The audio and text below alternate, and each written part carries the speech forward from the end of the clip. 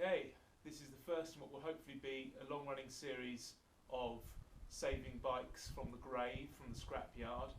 This is something I've been doing for quite a while, and actually somebody suggested to me that I should start videoing them because hopefully there'll be some other people out there who are as excited about this sort of thing as I am.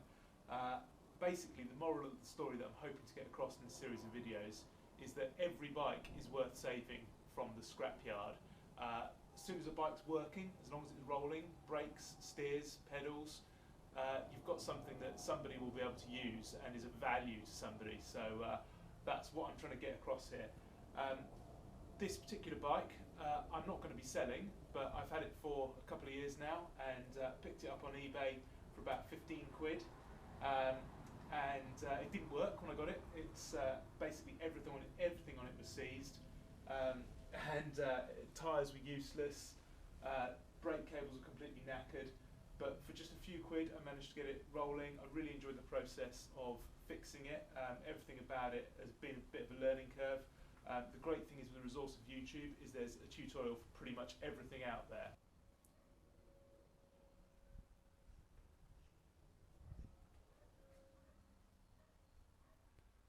So I just want to tell you why I really love this bike. It's just got so much character. It's actually from 1964, and you can tell that from the hub, the Sturmey Archer hub there. It's always got the date stamped on it. You sometimes need to clean it up. This is absolutely filthy at the moment, but a little bit of a clean up usually reveals the date. When I got this bike, the gears didn't actually change at all, but I mean, I don't know what goes on inside those hubs. Absolute witchcraft to me, but it's nearly always, when you've got a Sturmey Archer hub which won't shift gears, it's nearly always to do with this gear selector rod and the cable tension, both of which are super simple to fix. Just follow a tutorial and you won't believe how easy it is to do. The gear selector rod itself was completely broken, but that was about 2 quid off of eBay to get a replacement part for that, really widely available. This cable routing was completely wrong. It was originally down here, running underneath the frame, and it gave really bad shifting. But this particular age of bike has the cable routed up over the top, exposed like that. Again, really super simple to fix once you've worked out where it's supposed to go.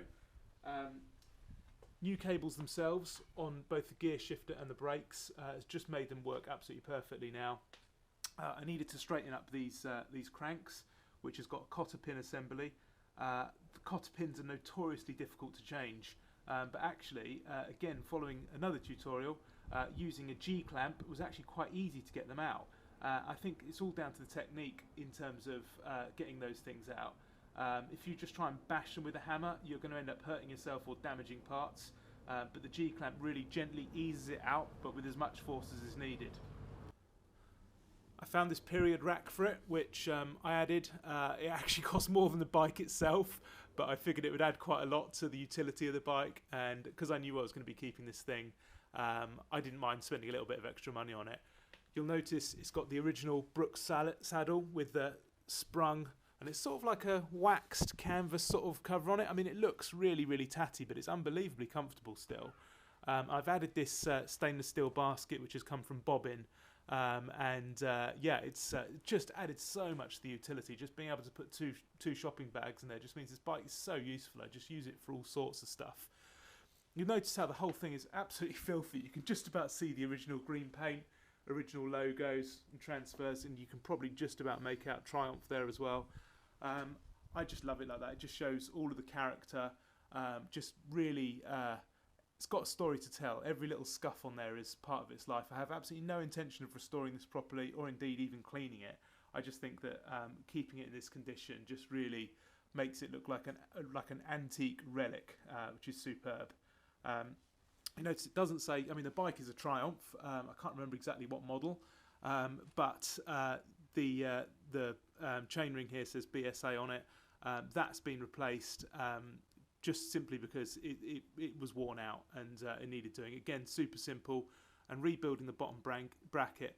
Again, you know, you take it apart and clean it up, and it's just as good as new. It was almost completely seized when I received the bike, but just the you know, about an hour with the spanners has brought it back to life. It's the great thing about these old British steel bikes is they don't ever die. You know, you just need to keep cleaning them, keep adjusting them, and they'll go forever.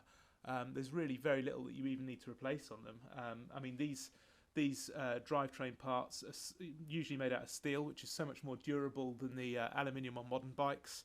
And yeah, they just go on forever. There's absolutely no reason why any of these old British bikes should ever go to the scrapyard, because they can always be saved. They'll just keep on soldering on. So there you go. This is my favourite bike. Original base bike cost about 15 quid. I've probably spent a further 50 quid or so getting it to the condition it's in now. But you know, I'm not going to sell it. It's probably worth about £100 in this condition. I could stick it on eBay and get that for it, I'm absolutely sure. But it's worth way more to me than £100, and I'll be hanging on to that. But here's the thing. This is where the next project is. This bike here. I found that in a skip. Absolutely free, cost me absolutely nothing. It looks pretty good to me, but I've not really done much work on it. So that's going to be the next video for you.